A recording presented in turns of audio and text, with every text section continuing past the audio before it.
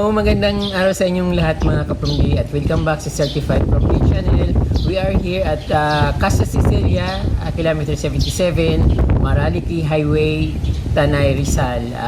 Boundary ng Laguna and Rizal. So, ayan mga kapromdi, very excited akong ipakita sa inyo yung location dito. Napakaganda kasi kapromdi at talagang nakaka-amaze at very cozy. Napakaganda ng kanilang mga garden. So ay kapromdi, nakikita nyo naman yung background ko sa likod. Background pa lang maganda na. So ngayon ipopokus ko sa inyo kapromdi kung gaano kaganda yung landscape nila. So ngayon po mga kapromdi, papakita ko sa inyo yung napakagandang landscape garden ng bawat cottage dito or villas.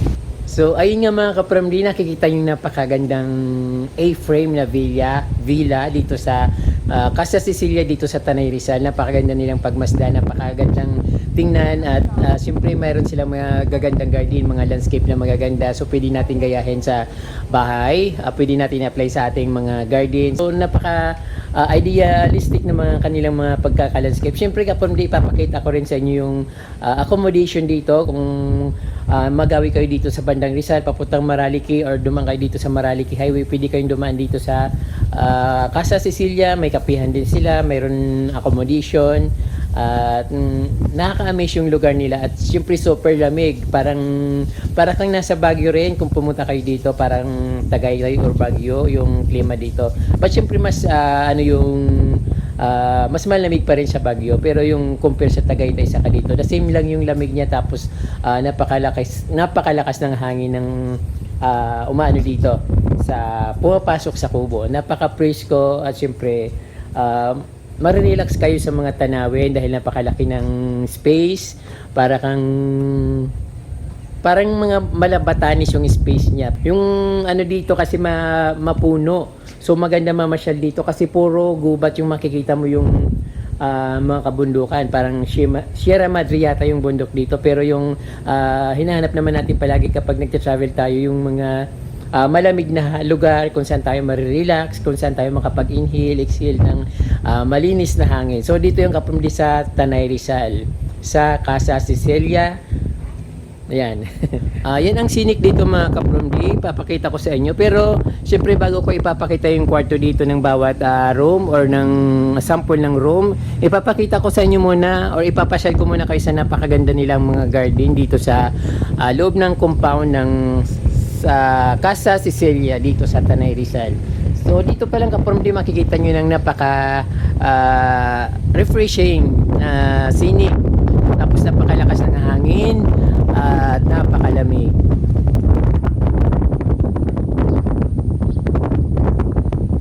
Puntahan natin yung mga magagandang garden dito, yung mga landscape nila, para makakuha tayo ng idea kung anong klaseng landscape ang ginawa nila sa kanilang mga villas.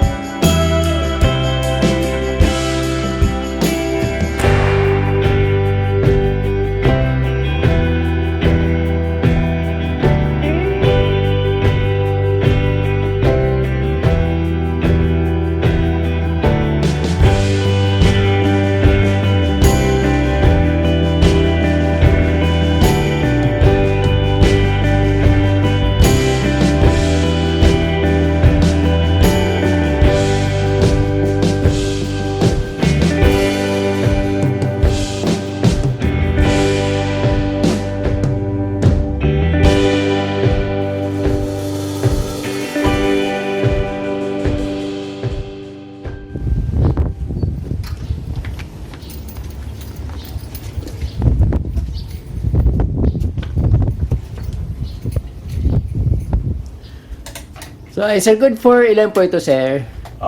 Sir, this is good for 6. Good for 6. So, pwede naman siyang i-maximize ng 8, may additional 500 Opo. each packs. Pero may complimentary breakfast na po yung 6. So, ito po yung ating comfort room. Mm-hmm. And then, meron tayong shower room. Yung shower room natin, may heater din po yan.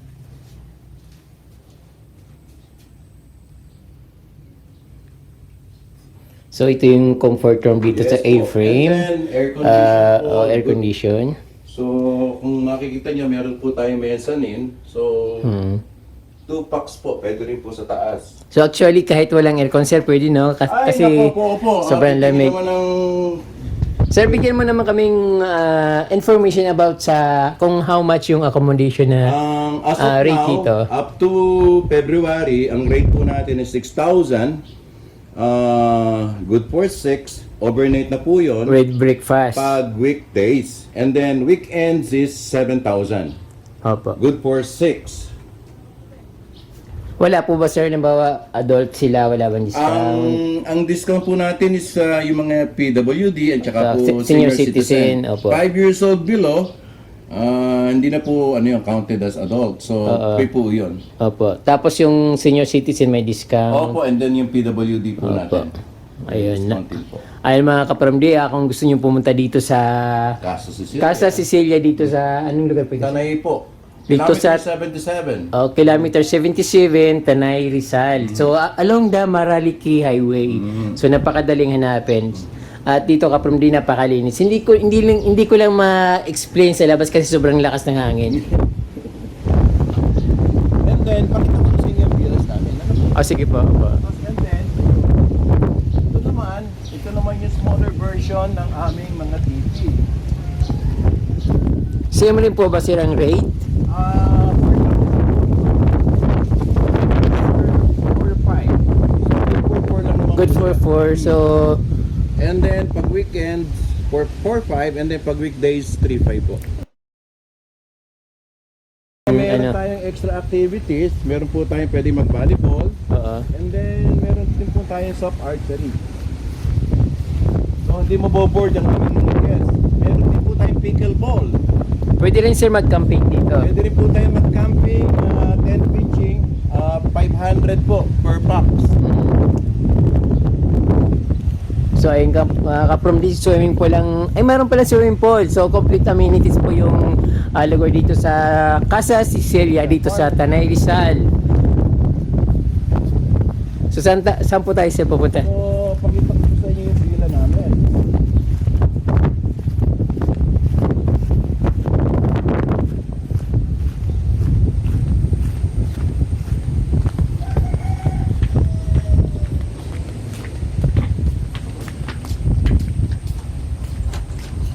Pasok po sila. Ang papasokin natin ang napakalinis na villa dito sa Casa Cecilia. So ito naman po, it's good for 4. Same rate, 6,000 pag weekdays, 7,000 pag weekend. Ang ganda sir ah.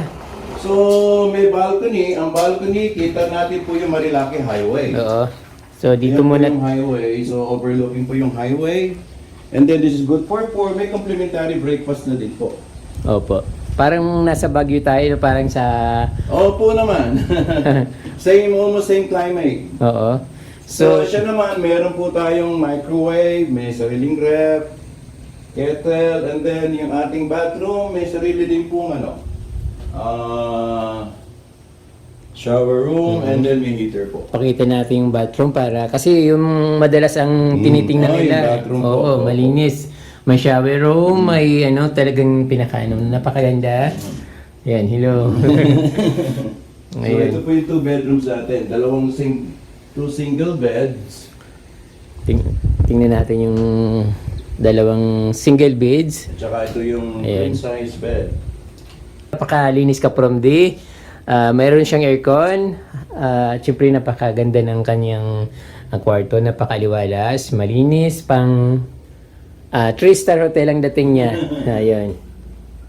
Meron kitchen, couch. Then dito sa main bedroom. So meron siyang King ba ito, sir? Queen. Queen size bed. Queen size bed. Napakaganda, napakalinis. So, ayan. Hindi siya pipitsugin ka from di. Maganda talaga ito. So, napakaganda. At very cozy. Pag tingin mo sa labas, makikita mo yung Maraliki Highway na parang kang nasa Baguio. Ayan. Sir, last na sir, magkano po yung rate dito? So, as of now, up to February, ang rates po natin is 6,000 pag weekdays and 7,000 po pag weekend.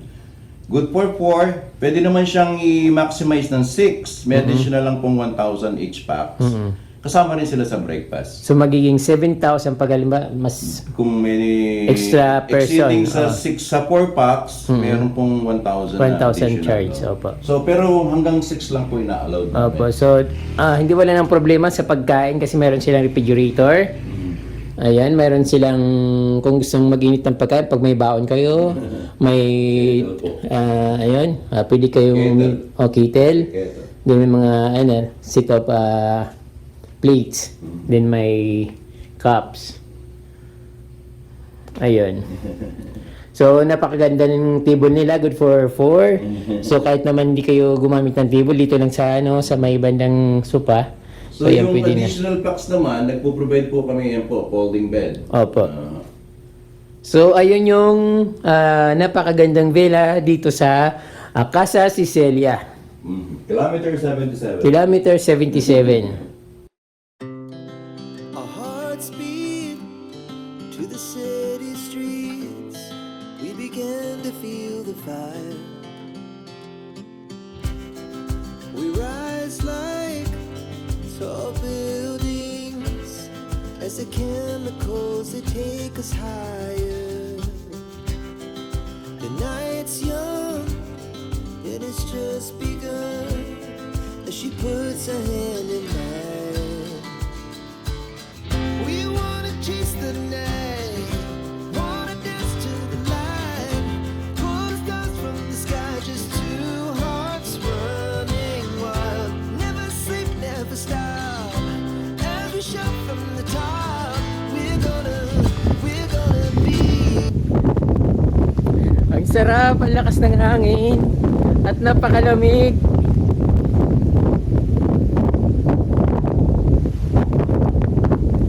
Wow. Talagang napakaganda ng views dito mga kapramdi kahit saan ka pumuntang anggulo. Very Instagrammable, pictures key. Tapos overlooking Mount Sierra Madre. So yun ang maganda dito kasi napakalakas ng hangin tapos malamig pa. Very province. Sobrang lakas ng hangin. At lakas maka-refresh, lakas pa maka-nature. So lahat yata perfect talaga dito sa lugar na ito. Napakaganda. Ayan. So kitang-kita yung mga cottage dito ng Casa Cecilia dito sa Tanay Rizal. Napakaganda ng views, napakalinis. Meron silang mga mini cabana, pero ito yata hindi na ito ginagamit kasi parang na ano na siya dahil matagal na dahil yung kawayan kasi kapamdi madaling masira yon lalo pag madalas yung ulan. So nagiging marupok agad siya. Pag mainit naman talagang super tagal yung mga cabana na ganito. Ayan. Medyo nasira na nga.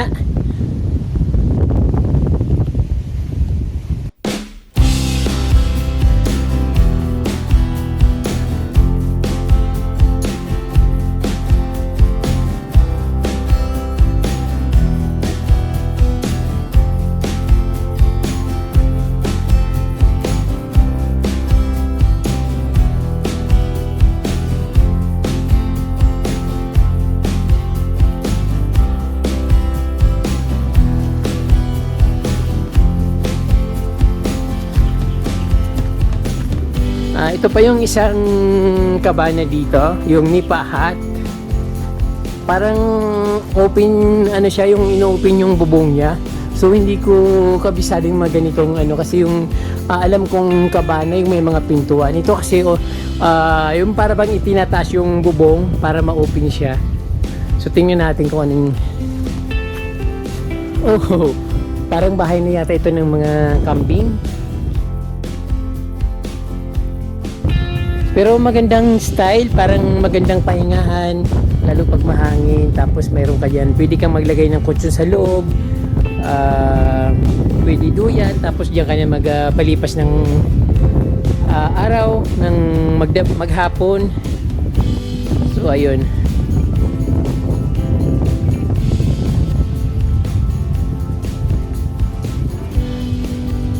So maganda kasi kaya lang hindi pwedeng mag campaign dito sa lugar na ito kasi pababa siya. Maganda lang yung view at syempre malamig yung hangin. Maganda mag picture, maglaro ng saranggula, palipad ng drone. Perfect dito. Ayan. Sa kalayuan ay nakikita yung Sierra Madre Mountain.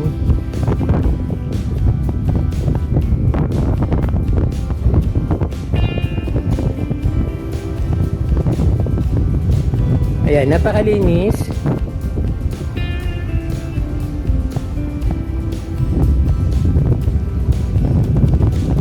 Ito yung Infinity Pool. So hindi naman siya malalim, kaya lang pag video gabi na mahirap maligo kasi sobrang lamig, pero mayroon naman silang parang bathtub doon na may hot spring. So yun, mainit yung tubig doon na dapat pag naligo ka doon talagang hindi ka aahon kasi malamig. Kung gusto mo naman ng malamig na tubig, dito ka maliligo sa malaking pool. Then pag gusto mo naman yung medyo hot, doon sa may kumukulong tubig. Ayan, na masarap. Kagabi nagbabad na kami diyan na sarap sa pakiramdam.